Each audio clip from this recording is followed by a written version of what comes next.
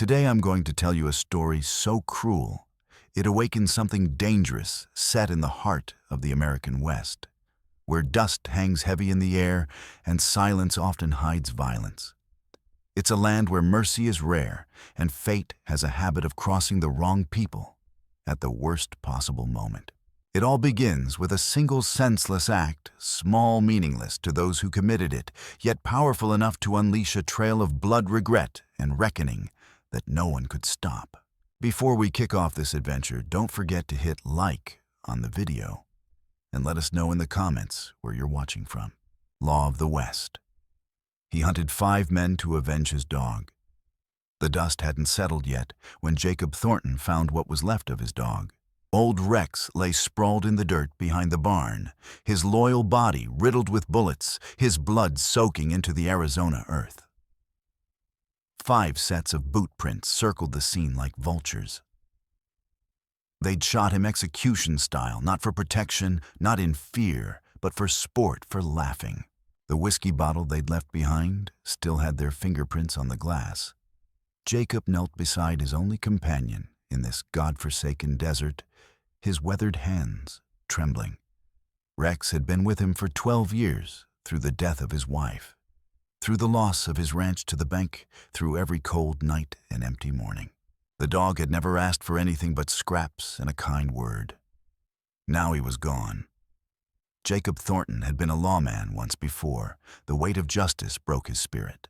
He'd hung up his badge and his guns, promising himself he was done with violence.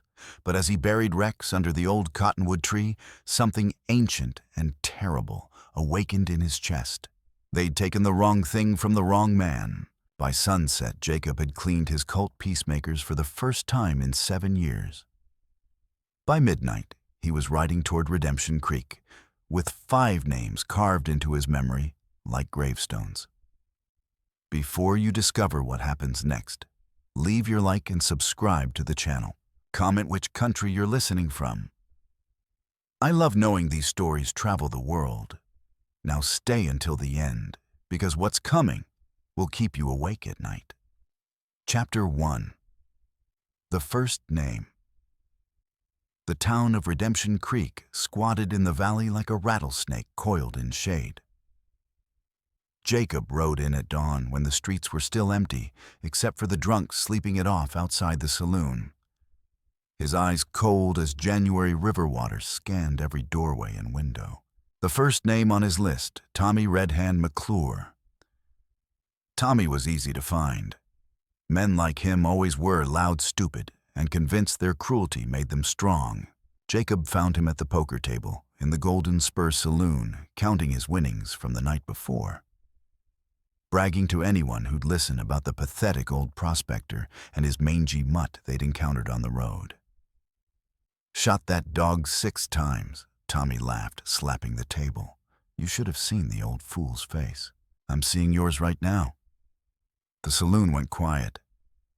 Tommy's hand froze halfway to his chips. He turned slowly, finding Jacob standing in the doorway, silhouetted against the morning sun like death himself. "Who the hell are you?" Tommy's voice cracked just slightly. The old fool Jacob's hand rested on his cold. "Stand up." Tommy recognized him then. The color drained from his face like water from a broken canteen. "Listen, old man, it was just a damn dog. Stand up." The other players scattered like quail. Tommy rose on shaking legs, his hand drifting toward his own pistol. He was young, maybe 25, with the kind of quick draw that had won him money in dozens of towns. He'd killed 3 men in fair fights, but Jacob Thornton had killed 30. The draw lasted less than a second. Tommy's gun had barely cleared leather when Jacob's bullet took him in the chest, spinning him backward into the card table. He crashed through it, scattering chips and cards across the floor like dead leaves. Jacob walked over and looked down at the dying man. That was for Rex. Tommy gurgled something through the blood in his throat. His eyes were wide with the surprise all young killers feel when they finally meet someone faster. The other 4, Jacob said quietly, "They're next." He left Tommy bleeding out on the saloon floor, stepped over the drunk in the street, and rode north toward his second target. Behind him, Redemption Creek began to wake up. Word of the killing would spread like wildfire. That was fine. Jacob wanted them to know he was coming. Let them run. Let them hide. Let them pray. It wouldn't matter. The town doctor arrived at the saloon too late to save Tommy McClure. As he examined the body, he noticed something odd. A playing card had been left on the corpse's chest. The ace of spades. The death card. Who was the shooter? The doctor asked. Nobody knows his name. The bartender said, his voice shaking. But his eyes, God help us. His eyes were already dead. 4 names remain. 4 men who killed an innocent creature for sport, and 1 man who will show them that in the Old West, some debts can only be paid in blood. Chapter 2. The Tracker. Jacob rode for 2 days through Apache territory, following the trail of his second target, William Snake Eyes Garrett. Snake Eyes was different from Tommy. He was a tracker, a hunter, a man who could disappear into the wilderness like smoke. Word and Redemption Creek said he'd headed for the mountain camps where he ran with a gang of claim jumpers and thieves. Jacob made camp the second night beside a stream, his old bones aching from the ride. He was 53 years old, and every year felt like a stone in his saddlebag. But age had given him something youth couldn't match: patience. And patience was the deadliest weapon in the West. He was boiling coffee when he heard the sound of twigs snapping in the darkness beyond his fire. "You might as well come out, Garrett." Jacob called, not turning around. "I know you've been following me since yesterday." Silence. Then a low chuckle from the shadows. Jacob Thornton. Snake Eyes emerged into the firelight. His rifle pointed casually at Jacob's back. "Heard you was dead. Heard you gave up the gun years ago." "I did." Jacob poured himself coffee, his movements slow and deliberate. "Until 5 men killed my dog. That mangy old thing, Hell Thornton, it was just, if you say just a dog one more time, I'll kill you where you stand." Snake Eyes laughed, but there was nervousness in it. "You're sitting. I got the rifle on you. How exactly are you planning to?" Jacob threw the boiling coffee backward in one smooth motion. Snake Eyes screamed, staggering back, clawing at his scalded face. His rifle fired wild into the trees. By the time Snake Eyes cleared his eyes, Jacob was standing 3 feet away, his Colt aimed at the tracker's head. "You hunted animals for fun," Jacob said quietly. "Now you know how they felt." "Wait." Snake Eyes raised his hands. "I got money. I got gold. I know where the Johnson gang stashed their—" "I don't want your gold." "Then what the hell do you want?" "I want you to understand something before you die." Jacob's finger tightened on the trigger. That dog was loyal. He was true. He never betrayed nobody, never hurt nobody who didn't hurt him first. He was better than you'll ever be. Snake Eyes' eyes widened. "Come on, man." It's just the gunshot echoed through the canyon like thunder. Jacob dragged the body to a clearing and left it for the coyotes. No marker, no grave. Just the ace of spades placed on the corpse's chest.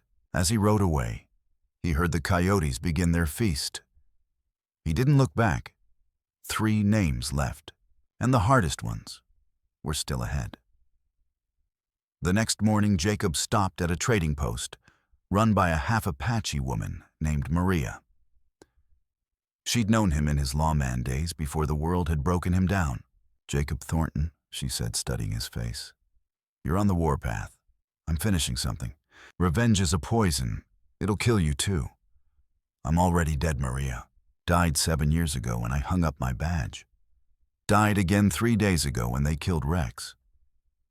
He met her eyes. "I'm just a ghost settling accounts." She packed him supplies without another word. As he was leaving, she called out the men you're hunting. "They've heard about Tommy and Snake Eyes. They're gathering together. Safety and numbers." "Good," Jacob said. "Saves me the riding." Mariah watched him disappear into the desert heat, a dark figure against the burning horizon. She whispered a prayer for his soul, though she suspected it was already beyond saving. Jacob rode toward the town of Bitter Springs, where his remaining 3 targets had holed up in the old fort. They thought walls would protect them. They were wrong. 3 killers remain now, terrified and cornered. But when a man has nothing left to lose, stone walls mean nothing. And Jacob Thornton is about to teach them that the Old West had its own form of justice. Chapter 3. The Fort Bitter Springs. Fort had been abandoned by the cavalry 15 years ago, left to rot under the relentless sun. Now it was home to outlaws, drifters, and men running from their past, or men waiting for their past to catch up. Jacob studied the fort from a ridge a mile out. 3 men inside, maybe more. High walls, 1 entrance rifle slots cut in the adobe. It was a stronghold designed to hold off Apache war parties. But Jacob wasn't an army. He was something worse. A man with nothing to lose and eternity to plan. He waited until nightfall, then approached on foot, leaving his horse hidden in an arroyo. The moon was a silver sliver, barely illuminating the desert. Perfect conditions for what he had in mind. The 3 men inside were the core of the group that had killed Rex. Marcus Doc Sullivan, a disgraced Army surgeon turned outlaw Pete Hack Morrison, a big man with a bigger mean streak. And their leader Clayton Reeves, the one who'd given the order to shoot the dog in the first place. They'd been drinking all day, trying to drown their fear. It wasn't working. He's just an old man. Hack said, his voice too loud in the small room. One old man. We got 3 guns. He killed Tommy in a straight draw. Doc muttered, checking his pistol for the 100th time. Tommy was fastest I ever seen. And Snake Eyes, Clayton added quietly. He stood at the window watching the darkness. Snake Eyes could track a ghost through a river. But Thornton found him first. So what do we do? Hack demanded. We can't hide here forever. We wait, Clayton said. He's got to come through that door. When he does, we fill him so full of head he'll... The lantern went out. All 3 men froze in the sudden darkness. Who? Hack started. Shut up, Clayton hissed. They heard it then, a sound from the roof. Footsteps. Someone walking across the old wooden beams. That's impossible, Doc whispered. The walls are 12 feet high. No way. A rope dropped through the smoke hole in the ceiling, followed by a lit stick of dynamite. The 3 men scattered like roaches, diving for cover. The dynamite hit the floor, sputtering its fuse, burning down second by second. Click. The dynamite was a fake. Just a flare wrapped in paper. But in those seconds of panic, Jacob dropped through the smoke hole himself, landing in a crouch in the center of the room. His twin Colts came up like the wrath of God. Evening, gentlemen. Hack was closest. He screamed. Jacob sidestepped and shot him in the leg. Then again in the shoulder. Hack went down hard, howling in pain. Doc fired from behind an overturned table. His shot went wide, splintering wood. Jacob's didn't.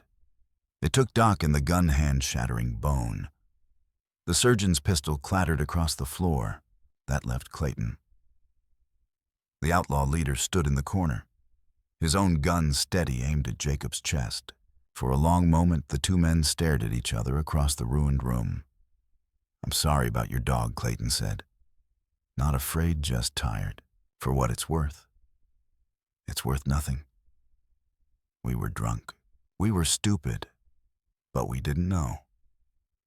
You didn't care, Jacob corrected. That's the problem. You saw something loyal and good, and you destroyed it because you could. Because it was easy. Because it was fun. Clayton's jaw tightened. So now you're judge, jury, and executioner, no? Jacob's voice was cold as January wind. I'm just the bill collector, and your dad is due. They drew at the same time. Both guns fired. Clayton's shot went through Jacob's coat, missing flesh by an inch. Jacob's bullet hit Clayton square in the heart, dropping him like a sack of grain. Jacob stood in the smoke and darkness. His gun still raised, his breathing steady. Hack was unconscious from blood loss. Doc clutched his shattered hand, moaning. "You boys are lucky," Jacob said, walking toward the door. "I'm leaving you alive to spread the word. Tell everyone what happens when you mistake kindness for weakness.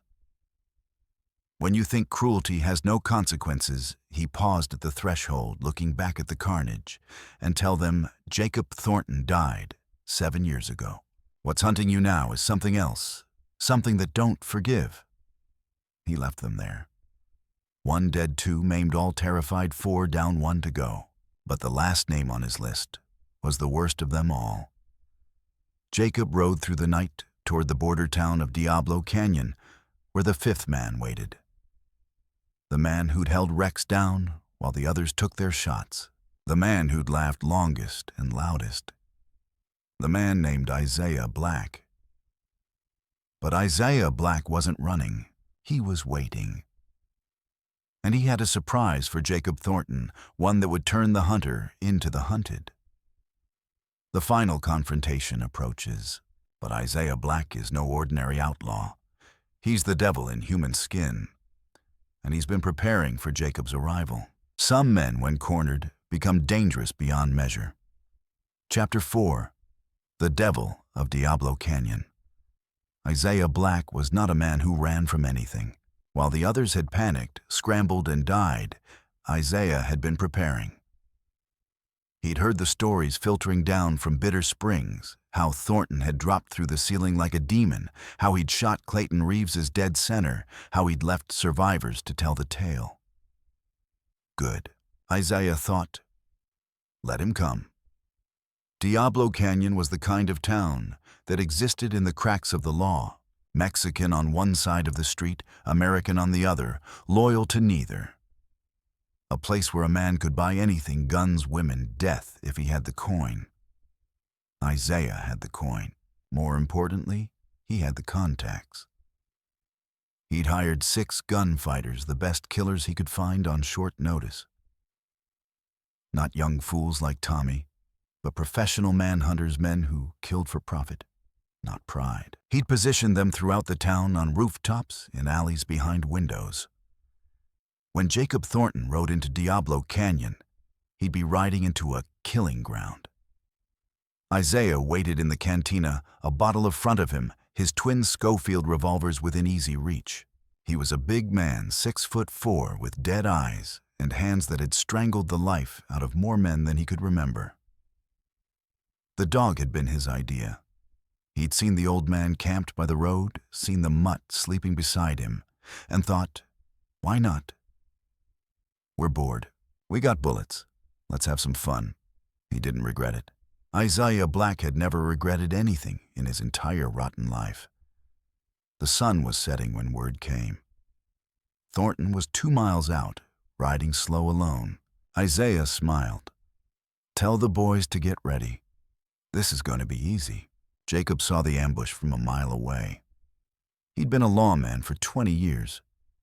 He knew how killers thought, how they planned, how they died. The town was too quiet. The streets too empty. Hired guns on the roofs. He could see the sunlight glinting off their rifle barrels. They thought they were hunting him. They were wrong. He left his horse at the edge of town and went in on foot, moving through the narrow alleys between buildings. The first gunman never saw him coming. A knife to the kidney, a hand over the mouth, a body lowered silently into the dirt. The second was on a roof, focused on the main street. Jacob climbed up behind him, broke his neck with a quick twist, and took his rifle. The third spotted him and fired. The bullet whined past Jacob's ear. Jacob returned fire, working the lever action like he'd been born with it. 3 shots, 3 hits. The gunman tumbled off the roof. The town erupted. Bullets shredded the air. Jacob moved like a ghost, never staying in one place, always 3 steps ahead. He'd fought in battles where hundreds died. This was just Tuesday. 2 more gunmen went down. The last one ran, abandoning his post, his courage evaporating when he realized he wasn't fighting an old man, but a stone-cold killer. Then the streets went quiet again. Isaiah Black stepped out of the cantina, his revolvers in his hands, a cruel smile on his face. "Jacob Thornton," he called. "You're better than I expected." Jacob emerged from between two buildings, his Colts drawn. Blood dripped from a graze on his arm, but his hands were steady. "You held my dog down," Jacob said while the others shot him. "I did." Isaiah showed no remorse. "And I'd do it again. It's a dog, old man. An animal means nothing." "That's where you're wrong." Jacob walked forward, closing the distance. "Everything means something, every life, every choice, every bullet." Isaiah laughed. "You sound like a preacher." "I'm no preacher, I'm judgment." They fired at the same time. Isaiah was faster than Tommy, faster than Clayton. His bullets caught Jacob in the side, spinning him. But Jacob's aim didn't waver. His first shot hit Isaiah in the shoulder. His second took him in the gut. Isaiah staggered but didn't fall. He raised his revolvers again, blood spreading across his shirt. Jacob fired twice more. Both shots hit center mass. Isaiah dropped to his knees, his guns falling from his hands. He looked up at Jacob with something like surprise in his dying eyes. How he gasped. "I'm faster." "Speed isn't everything," Jacob said quietly. "Sometimes all you need is to be willing to die to get the job done." He walked forward and looked down at Isaiah Black, the man who'd laughed, while Rex died, who'd shown no mercy, no remorse, no humanity. "This is for Rex," Jacob said. He placed the ace of spades on Isaiah's chest and walked away.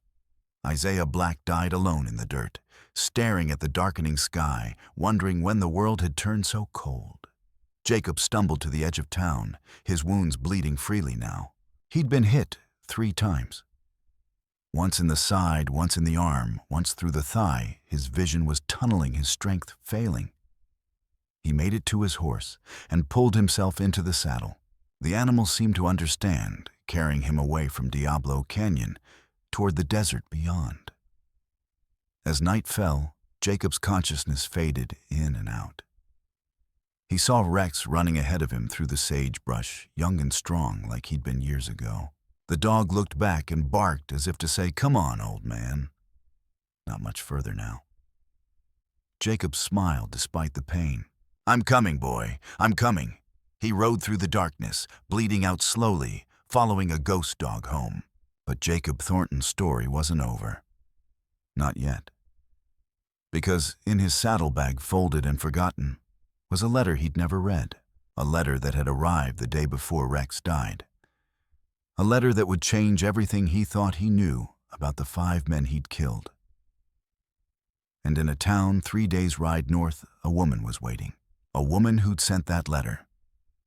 A woman with a secret that would haunt Jacob Thornton for whatever remained of his broken, bloody life. The final chapter awaits. 5 men lie dead. Jacob rides toward his own grave. But the truth is sometimes worse than the lie. And what Jacob is about to discover will make him question everything he's done. Chapter 5. The letter. Jacob woke to sunlight in the smell of coffee. He was lying on a cot in a small cabin, his wounds bandaged, his guns on a chair beside the bed. For a moment he thought he was dead, that this was whatever came after. Then the pain hit, and he knew he was still alive. "The dead don't hurt. Easy, Mr. Thornton," a woman's voice. "You've lost a lot of blood." Jacob turned his head. She was maybe 40 with gray, streaking her dark hair, wearing a simple dress. Her face was kind, but worn. The face of someone who'd seen hard years. "Who are you?" His voice was a rasp. "My name is Catherine McPhear. I found you passed out on the trail to brought you here. Drink slow." His mind was clearing, and with it came the realization, McClure, like Tommy. Her face tightened. "Tommy was my nephew." Jacob reached for his guns. Catherine didn't move, didn't flinch. "If you're here to finish what he started," Jacob began, "I'm here because of this." She pulled a letter from her apron. The envelope yellowed and worn. "I sent this to you a week ago, but I don't think you ever read it." Jacob stared at the letter. He remembered now. It had arrived the morning of the day Rex died. He'd shoved it in his saddlebag, meaning to read it later. Then the world had exploded into blood and revenge, and he'd forgotten about it entirely. "Read it," Catherine said quietly. "Please." Jacob took the letter with shaking hands and unfolded it. The words swam before his eyes, then focused. "Dear Mr. Thornton, you don't know me, but I know of you. I'm writing because I need to warn you about 5 men who are heading toward your territory. My nephew Tommy is one of them. These men are being manipulated by a man named Colonel Harrison Vance. Vance is a criminal who was arrested by you 15 years ago. You probably don't remember.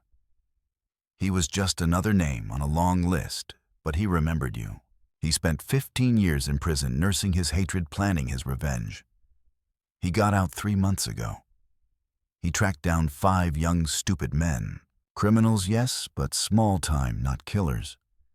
And he poisoned their minds against you. Told them you were a monster who'd murdered innocent people. Told them your dog was actually a trained killer you used to track down men for bounty. He was sending them to kill you, Mr. Thornton. But they were cowards, so he told them to start small. Kill your dog first. Let you know they were coming. Let you stew in fear. I tried to stop Tommy. He's a fool, but he's family. He wouldn't listen. Said it was easy money. Said you were just an old man. By the time you read this, they may have already reached you. I'm begging you. If you can show them mercy. They're boys playing at being men, and they don't understand what they've gotten themselves into. Please, Mr. Thornton, don't become the monster Vance told them you were. Catherine McClure." Jacob's hands were shaking so badly, the letter fell to the floor. He couldn't finish the sentence. "Puppets," Catherine said softly. "Vance pulled the strings. He wanted you to kill them. He wanted to turn you into the very thing you'd spent your life fighting, a murderer, driven by revenge." Jacob felt something crack inside his chest. "Rex. They killed Rex just to get to me. They thought they were starting a war with a monster. They didn't know they were murdering an innocent animal. Catherine's eyes were wet, and you didn't know you were doing exactly what Vance wanted." The room spun. Jacob saw Tommy's face as he died. The surprise in his eyes. Snake Eye's last words. "Come on, man. It's just a misunderstanding. Just young men fed lies. Where is he?" Jacob's voice was hollow. "Where's Vance?" "Does it matter?" Catherine asked. "Will killing him bring back the 5 men you murdered? Will it bring back Rex? They killed my dog, and you killed 5 men who were manipulated into it." Catherine's voice cracked. "Don't you see Vance won? He turned you into exactly what he said you were. A killer. A monster." Jacob lurched out of bed, his wounds screaming. He grabbed his guns, checked the cylinders. 4 bullets left in one Colt, 5 in the other. "Mr. Thornton, please, tell me where he is." Catherine's shoulders slumped in defeat. "He's at the old mission 20 miles north. He's been waiting there, waiting to hear the news of what you've done." Jacob stumbled toward the door. "Mr. Thornton," Catherine called after him. "When you find him, ask yourself if this is justice or just more revenge. Ask yourself if you're still the lawman you used to be, or if you've become something else." Jacob didn't answer. He rode north, each hoofbeat pounding in his head like a judge's gavel. The mission was old, crumbling, forgotten by God and man. Vance was waiting in what had once been the sanctuary, standing beneath a rotted Christ on a broken cross. He was old now, nearly 70, but his eyes burned with vindication. "Jacob Thornton," he said, smiling. "Right on schedule." Jacob's guns were in his hands. "You used those boys, sent them to die. I sent them to serve justice. You sent them to hell." Vance spread his arms. 15 years I rotted in prison because of you. 15 years to plan this moment. I knew if I killed your dog, you'd do the rest. You'd hunt them down like animals. You'd prove everything I told them about you was true. They didn't deserve to die. Neither did I deserve to lose 15 years of my life. You were so sure you were right, so certain of your justice. But look at you now. A murderer. No different than the men you used to hunt. Jacob's finger tightened on the trigger. One bullet. That's all it would take. One bullet, and this would be over. But Catherine's words echoed in his mind. Are you still the lawman you used to be? Or have you become something else? Jacob's hand shook. The gun felt impossibly heavy. Do it, Vance urged. Pull the trigger. Become exactly what I always knew you were. Jacob stood there, the gun aimed at Vance's heart. His own heart hammering in his chest. Everything in him screamed for revenge, for justice, for an end to this nightmare. But then he thought of Rex. Not Rex dying, but Rex living. Rex waiting by the door every evening. Rex resting his head on Jacob's knee. Rex looking at him with absolute trust and absolute love. What would Rex want him to do? Slowly, Jacob lowered his gun. No, he said quietly. I won't give you the satisfaction. Vance's face twisted with rage. You coward. I'm turning you into the territorial marshal. You'll stand trial for what you've done. No trial will convict me. I'm an old man. I did nothing but talk. Then you'll walk free, and you'll live knowing you failed, that you spent 15 years planning revenge. And in the end, I chose mercy. Jacob's voice was steel. That's worse than any bullet. He grabbed Vance by the collar and dragged him out of the mission. Behind them, the rotted Christ watched with empty wooden eyes, neither condemning nor forgiving, just witnessing the endless cycle of human pain. 3 weeks later, Jacob Thornton sat beside Rex's grave under the old cottonwood tree. Vance was in custody awaiting trial.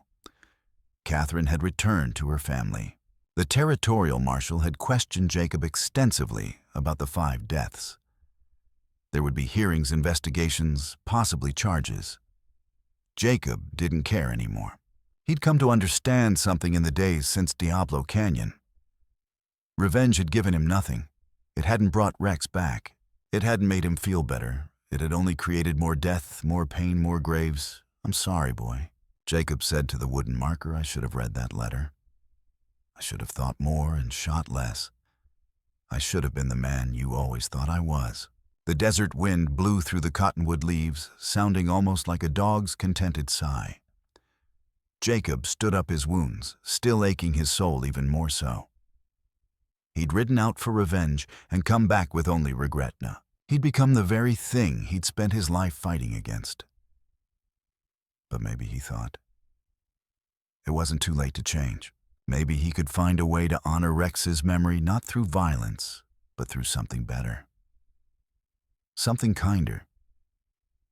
He didn't know what that looked like yet, but for the first time in weeks, he felt like maybe he could find out. Jacob Thornton walked back toward his cabin, leaving his guns hanging on a hook by the door. The Ace of Spades cards he'd left on 5 corpses were gone, scattered by wind and time, meaningless now. Behind him, Rex's grave remained quiet under the cottonwood tree, a memorial to loyalty, love, and the terrible price of revenge. The Old West had many laws, but the oldest was this: violence begets violence until someone chooses to break the chain. Jacob Thornton had learned that lesson 5 graves too late. But he'd learned it. And in the fading light of the Arizona desert, that would have to be enough. And the end. In memory of all the loyal companions who give us unconditional love, and all the choices we wish we could make again. Finally, let me send my deep thanks to you. Thank you for listening and for allowing this story to speak to your heart. The Wild West still holds countless truths, some painful, some tender, all worth remembering. Stay with us, subscribe, comment, and invite others to discover these untamed stories. From our hearts to yours, thank you for being part of this journey. Aviso legal barra disclaimer. Each story shared here is produced for storytelling enjoyment. Certain scenes may include fictional or dramatized elements inspired by historical circumstances. Although AI tools assist us in visuals narration and script development, the emotional tone, editing, and quality control are conducted by people to ensure meaningful experiences. We fully uphold YouTube's policies, using no deceptive recreations or impersonations of real individuals. All creative resources are properly licensed. Unauthorized copying, re-uploading, or remixing is not permitted. Thank you for supporting the effort behind every episode we create.